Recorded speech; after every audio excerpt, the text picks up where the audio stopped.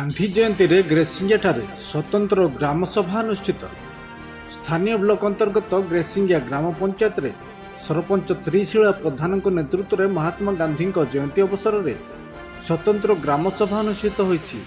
एही स्वतंत्र ग्रामसभा महात्मा गांधी जातीय ग्रामीण रोजगार योजना, स्वच्छता ही सेवा, बाल्य विवाह, हर घर पानीय जल, प्रधानमंत्री आवास योजना उपरे सरकार तरफ किपरि कार्य कर हिताधिकारी किपरि उपकृत होती से समस्त विषय आलोचना कर स्वतंत्र भाव में सुगमा ग्राम को किपरि रास्ता तैयारी कर आलोचना होता। कार्यक्रम में स्थानीय गोष्ठी उन्नयन अधिकारी मनोज कुमार देवता मुख्य अतिथि भाव में जोगदे बेले जेडपी लेमलिम प्रधान मानुएल नायक, समिति सभ्य, अंगनवाड़ी कर्मी, एमबीकेसीआरपी, एडीओ, गाँ साथी, वार्ड मेंबर समेत अन्य मैंने उपस्थित थिले। सेप्टेम्बर 17 तारीख ठारू आरंभ होइथिबा यह कार्यक्रम आज गांधी जयंती अवसर में उद्यापन होइथिबा बेले एही अवसर में अनेक स्वतंत्र कार्यक्रम अनुष्ठित होइथिले।